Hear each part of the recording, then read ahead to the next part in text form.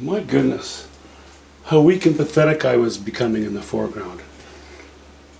I gave it a break, left the painting for a while, came back and thought, no, oil paint's not cheap, but it's not $100 an ounce. Load that knife and just be direct and strong. Got a little more color in there. I'm liking it. I think that works well.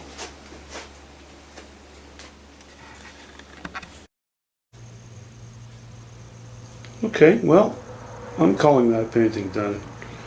I'm not going to zoom in again because I think I've done enough of that on this little painting.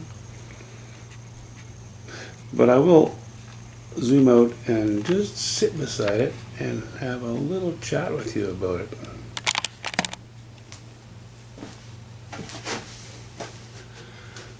So, I did it pretty hurriedly. No, sorry. I was planning on finishing the thing all in one go, but as you know, I got the call and left this aside. Going back into it now, I'm very tempted to, I have the indication of a trunk, just sort of a vague indication of a trunk, and I was tempted to put a couple of other ones here and there as well. Also tempted to add a few more branches on these larger trunks. Also tempted to have these trees catch just a little bit of light.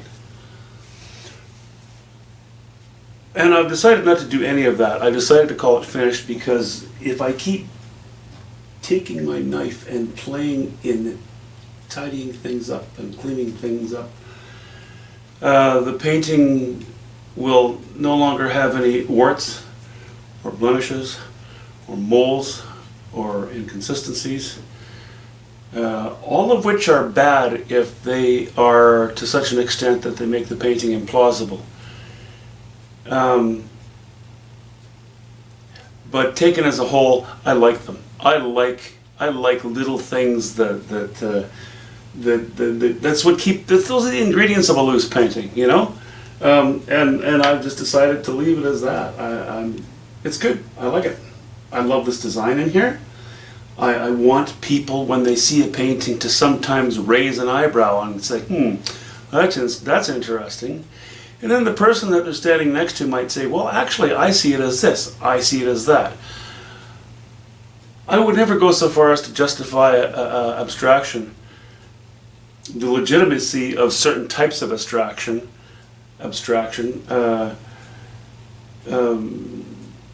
to say that. But I'm an impressionist. I like it loose. I like little bits of area that, if you were to remove everything else, just take a small area, it doesn't mean anything. But taken within its entire context, the different elements of the design and of the painting qualify what's there. No, of course, if I were just to take an area like this and paint it just like that, you'd say, well, what's that supposed to be? Because it truly would be just abstract. But because we have tree trunks in the foreground, we know those are leaves, or bushes, or underbrush, undergrowth. We know that there's some sunlight hitting this area and the edge of this trunk. So one qualifies the other in that sense.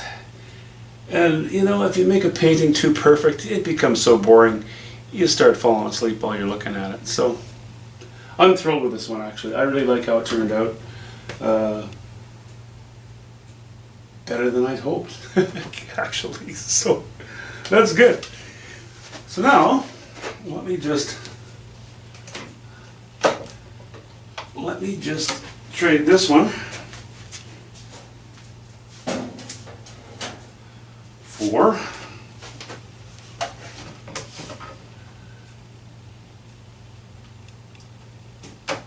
this one. It's another painting I liked, Thought it was close enough to being done that I put a signature on it. But it was sitting upstairs. I don't want to let it go because I think I can improve it. Right now it's an adequate painting. I'd like to make it an attractive article. Couple of things. This branch, although plausible, bothered me.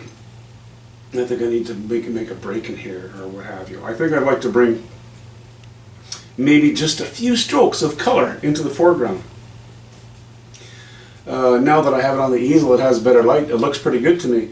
But when I put it upstairs in my living room, under what would typically be realistic viewing conditions, this stood out and everything else just kind of died off a little too much.